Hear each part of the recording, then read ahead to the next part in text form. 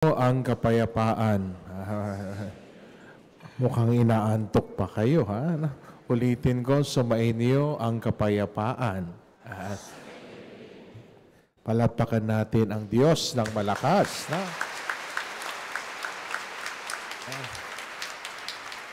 Happy New Year! Oo, talaga. Long time no see, ha? Tagal ko hindi nakita yung batang ito, pero nakita kita, hindi mo ako nakita. Nakita kitang kumakain ka sa McDo. Tama? Oo, nakita kita. No. Nakita kita. Nakita ko nga ang laki-laki ng subo mo, ha? Oo, kasama mo si ate, no? Hindi lang ako nagpakita kasi baka hindi mo naman ako ilibre. So, Happy New Year to everyone. Palakpakan natin si Mama Mary. Yeah.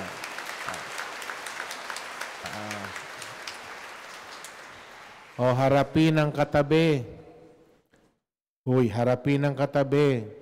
Sabihin mo, manganganak ka. Wow, natakot, no?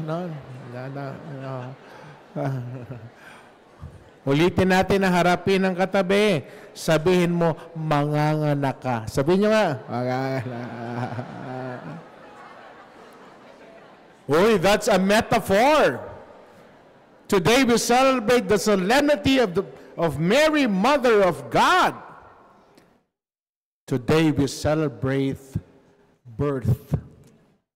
And that's the purpose of motherhood, giving birth. In the first reading, what do we find? The birth of blessings. Wow. Sabihin nyo sa katabi nyo, manganganak ka ng maraming blessings. Sabihin nyo, wow. Gustong-gusto nyo naman. Kaya yung iba nakapula. May nakita pa ako kaninang umaga sa misa, yung damit niya may mga polka dot, no? Palakihan daw ng dot, no?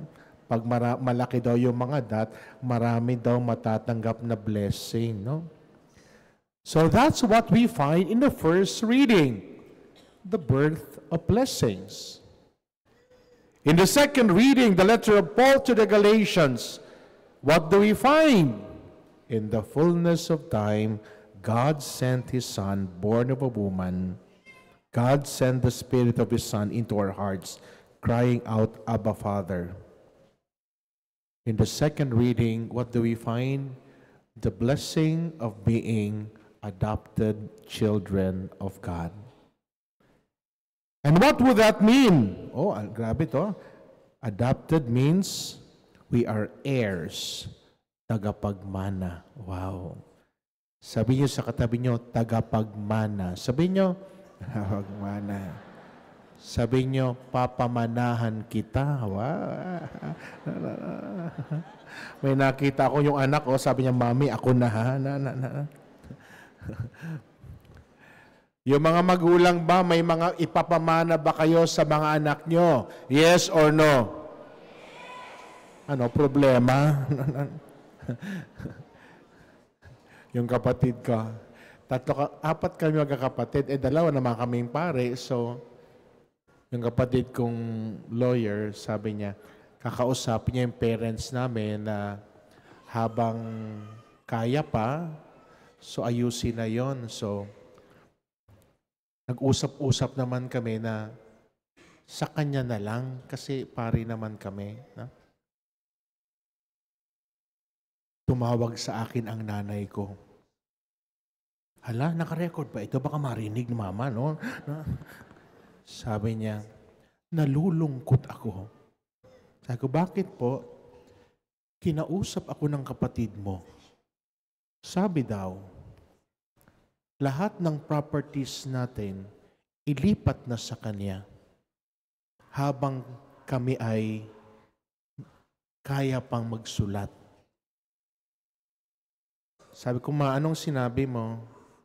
Sabi niya, sinabi kong hindi pwede. 4 kayong anak ko. Dapat paghahati-hatian niyo. Sabi niya, huwag mo akong isusumbong, ha? Sabi ko, Mama, napag-usapan namin yun. Kasi kami namang magkapatid ay pare. Sabi niya, hindi! Habang ako'y nabubuhay, may mga ganun pa, no? Habang ako'y nabubuhay, lahat kayo dapat pantay-pantay. Wow. Mga magulang, may ipapamana ba kayo sa anak nyo? Yes or no? Ano? Sakit. Tapos ko may kilala kong bata, very young, 15 years old. Yung kanyang daddy, ang sakit is high blood. Yung kanyang mommy, ang sakit naman is asthma. Namana ng bata, high blood and asthma. Sabi ko, magpapamana pa kayo sa anak nyo. Sakit. But you know, that's the second blessing we have in our second reading today. We are all adopted children of God. And it means a lot. When we are adopted children of God, as we enter into a new year, we face it not with fear, but always with faith. We face it with courage, full of hope. Hindi pangamba, pagkos pag-asa. And full of love, because we know we are all adopted children of God. And in the gospel today, from the Gospel of St. Luke, the best gift, the birth of Jesus. So today, allow me to share with you 4 important things as we enter into another year, 2025, celebrating the solemnity of Mary, Mother of God, praying for peace as we start another year. Number 1, we ask Mary's intercession. There is a purpose why the first day of the year is always attributed and given to Mary as Mother of God. The purpose of which is for us to ask Mary's intercession. We seek Mary's intercession for guidance, for protection and blessings in the year ahead. We pray to her to help us grow in faith and in virtue.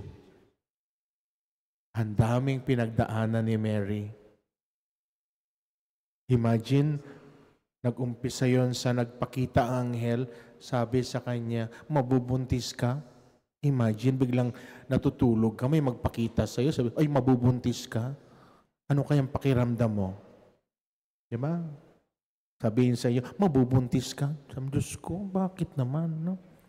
And you know, Mary was like that. She also had that her reaction.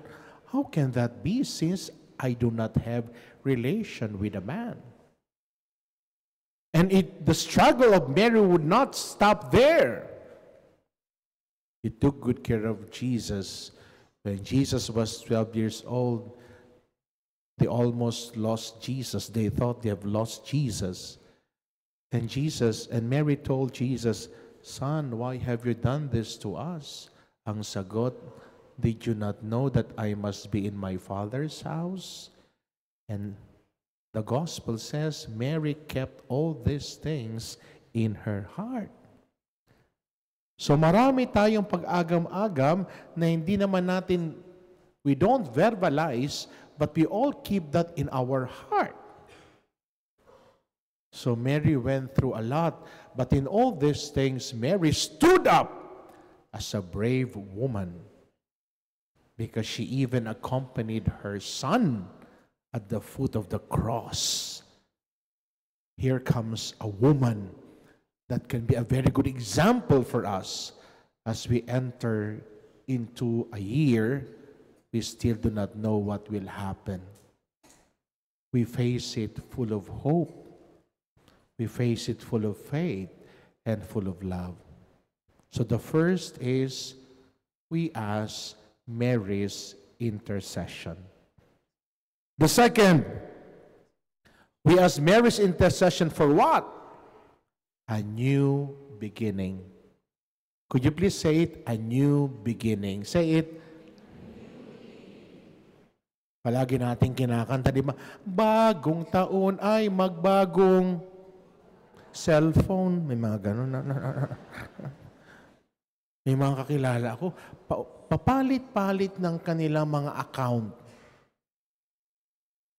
Sabi ko, ikaw, bakit iba na naman? Titext ako, Father, ito na ang account na ginagamit. Bakit papalit-palit ka? Siguro ka ako, may tinataguan ka. Ikaw naman, huwag ka na magtanong. Pasena ang gamitin mo. No? Bagong taon ay magbagong. Hoy, kumanta kayo ha. Bagong taon ay magbagong. Sabihin sa katabi, magbagong buhay ka na. Sabihin nyo nga.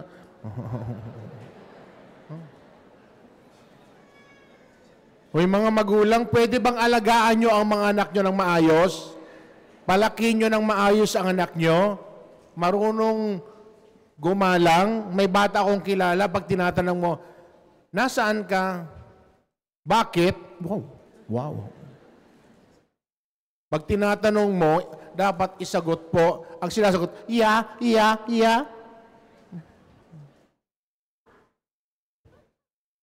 Maraming bata ngayon, ang galing mag-TikTok, hindi marunong magbasa. Do you agree, yes or no? Marunong mag-TikTok, hindi marunong mag-addition, yes or no?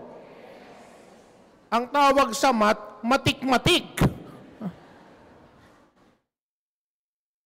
Nakakalungkot yun. Hindi ko pinagmamalaki yun. Teacher pa naman ako. Alagaan ang mga bata. Bigyang oras ang mga bata. Mas marami pa tayong oras sa social media kaysa magbigay oras sa ating mga bata. Na-find out ko rin, may bumulong sa akin, may mga tatay daw na nahuhumaling din sa mga video games. Totoo ba ito? Yes or no? Ay, hindi ko alam yan. Kaya daw sa bahay, naglalaro yung mga bata, naglalaro din yung yung tatay. Hindi nag-uusap-usap. I think a new beginning means that from now on, we give more time for prayer, more time for our family, more time to deal with people, rather than more time on the social media. Amen? Parang nalungkot kayo. Amen? Amen. Sabihin sa katabi, matulog ka ng maaga. Sabihin nyo,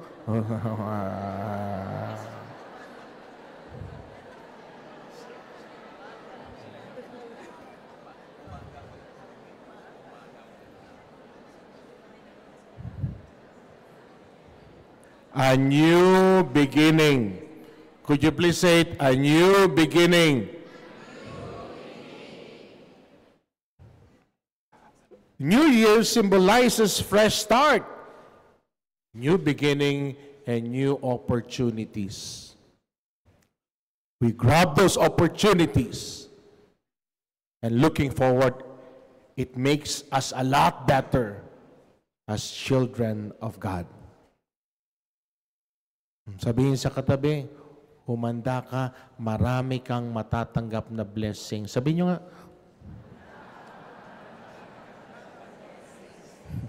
minarinig ako sabi, handang-handa na ako.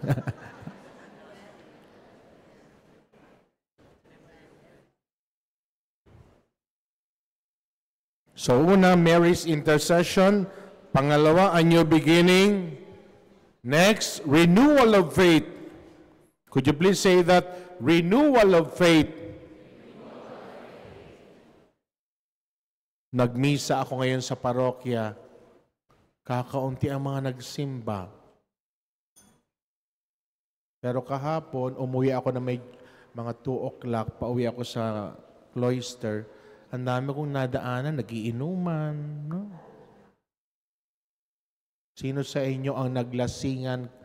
Tagalog ko, naglasingan. Naglasing. Okay. Sino sa inyo naglasing kahapon? Pumalakpak ng malakas. Uy, talaga ha? Talaga ha? Yung mga pumalakpak, baka may hangover pa kayo ha? Pero kagabi medyo hindi marami bang paputok kagabi? Marami? Sino sa inyo ang nagpaputok? No? Ang tawag doon paputok? Sino nagpaputok kagabi? Pumalakpak ng malakas. Talaga ha? Ikaw ha? Tigas ng ulo mo ha? Paluin kita dyan, no? Kaya for the past week, hindi na ako naglalakad muna doon sa area namin.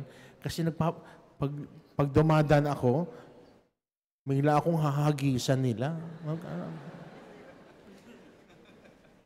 Sabi ko, uy, Father, joke lang. May ganun ako. So, pumutok ka yan, joke ka lang dyan. No? So, Mary's intercession, a new beginning, renewal of faith. Kung kailan dapat magsimba, yung mga tao tulog. Ito paulit-ulit kong sinasabi ha, subukan niyo. For the year 2025, subukan niyo habang maliliit pa, kung maliliit pa ang mga anak niyo, hanggang kaya niyong dalhin sa simbahan, subukan niyo linggo-linggo, magsimba kayo bilang pamilya. Hanggang kaya niyo pa silang dalhin. Make that as your commitment and see the difference it will make in their lives. Pag malaki na yan, Diyos ko, ang dami ng mga cheche, no? Hindi ako pwede, may date ako. Hindi ako pwede, kasama ko ang boyfriend ko. Ilang taong ka na ba? 13 anyos, may boyfriend. At yung mga magulang din, no? Don't get me wrong, may mga magulang na imagine 12, 13, 14, you allow them to enter into relationship? Come on. Come on. May bata, nagkikwento sa akin, may crush daw siya. Anong pangalan? Sabi niya, Cholo. Ako, spell mo nga. Sabi niya, Cholo. Hindi nga marunong mag-spell, may cholo-cholo. Uy, let's not tolerate that. Uy, I'm serious. Let's not tolerate that. No? Hindi, Father. Nai-inspired sila sa pag-aaral. Wow. Inspiration sa pag-aaral, boyfriend. Dapat magulang, hindi boyfriend. Naintindihan niyo mga bata? Yes or no? Ay, walang bata ngayon. Walang bata ngayon. Naintindihan niyo ba? Yes or no? Baka yung mga bata, mamaya di nalalapit sa akin. Sabi niya, sungot-sungot ni Father ngayon, New Year. No? So number 1, Mary's intercession. Number 2, a new beginning. Number 3, renewal of faith. Take time to reflect on how we can deepen our relationship with God. Alam nyo, nakakatuwa, no? Siguro alam nyo, I have been promoting the devotion to Saint Charbel. No? I've been promoting the devotion to Saint Charbel. 3 na po na nagsisimba dito na inanoint ko, lumapit sa akin. 3 may cancer, lumapit sa akin. Nagpa-PET scan ba ang tawag doon? Nagpa-PET scan sila and it turned out negative. Wow! Totoo ang himala. Palakpakan natin si Lord. Wow! Totoo ang himala. No, wow! Hindi ko lang alam kung anong mga stage yun. Yung isa kagabi, nagmisa kami, after the mass lumapit sa akin, sabi niya, Father, natatandaan mo ako? Sabi ko, hindi. Sabi niya si Father, oo talaga ako hindi. Kasi Father, nung lumapit po ako sa inyo, kalbo po ako dati at ang payat-payat ko. Okay. Bakit? Yan, may cancer. Sabi niya, Father, naalala mo, inanoint mo ako? Sabi ko, hindi. Sabi sa dami-dami nyo lang, dami-daming tao, no? Sabi niya, Father, grabe si Lord. Totoo ang himala. No, totoo ang himala. Totoo si Lord. Sabi niyo, totoo si Lord. Lakasan niyo, totoo si Lord. Sabi niyo, totoo si Lord. And I'm sharing this to you, if your brothers and sisters who are going through tough times, ask the prayer of Saint Charbel, and through his intercession, you will be surprised. Totoo si Lord. Kung gagawa ng himala si Lord. Amen? Amen. Renewal of faith. Ano yung una? Anong intercession? Mary's intercession. Ano yung una? Pangalawa? A new beginning. Ayusin nyo. Pangalawa? A new beginning. Pangatlo? Ang galing, no? May pang-apat pa. Yearning for holiness. Hindi ko sinabing ulitin nyo, makinig muna kayo. Yearning for holiness, no? Kahapon may kausap ako, sabi ko, tandaan mo to, masaya ang maging tapat. Sabi ko, tandaan mo to, pinagpapala ang hindi nagnanakaw. Tandaan mo to, masaya ang mahalin mo yung mga taong ipinagkatiwala sa iyo ng Diyos. Huwag ka na maghanap ng iba. Makontento ka sa binigay ng Diyos. Dahil ang binibigay ng Diyos, hindi lamang sapat, sobra-sobra pa. The fourth is renewal. The fourth is yearning for holiness. As we set goals for New Year, let us also yearn for holiness. Like Mary, we strive to live lives that reflect the love of Christ, serving others, and embodying the virtues of compassion, humility, and service. Ngayong gabi, bago kayo matulog, yung mga kasama nyo sa bahay, yakapin nyo, sabihin nyo, I love you. Gagawin nyo, yes or no? Yeah. May mga pare, nakikita kasi ako sa video na yung mga bata, niyakap ako tapos niyakap. Ngayon may mga matatanda naman, sabi ng mga matatanda, ikaw Father, bakit niyakap mo lang mga bata? Bakit kami hindi niyakap mo? Sabi ko, iba kasi ang amoy ninyo. So niyakap ko rin sila. Tapos kahapon may kausap akong pare, sabi niya, Father Nolan, thank you for reminding me that I also have to do the same, to embrace people that God entrusted to me. Tapos, ewan ko si Monsignor, nakikita kasi kami, magkasama kami magkapatid palagi sa mga meeting, blah, blah, blah.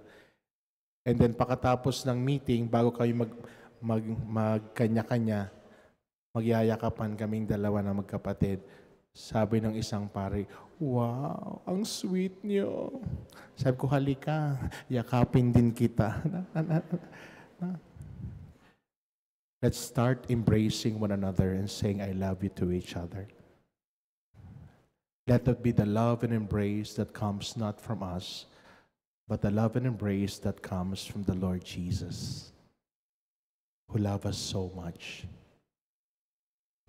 Ngayon bago matulog, i-embrace ang bawat isa. No? May mga nakikita nga ako, yung mga may dadalang aso, kumakayakap sa aso. No? Parang yung aso talaga, ang cute-cute ng aso ko. Sabi ko, mas cute pa nga sa'yo. We embrace each other, and may that embrace be the embrace that comes from the birth and from the Lord Jesus. We ask Mary's intercession, asking for to help us in our new beginning, in our renewal of faith, and in our yearning for holiness. The birth of many blessings today, as we celebrate the solemnity of Mary, Mother of God. Saint Charbel, pray for us.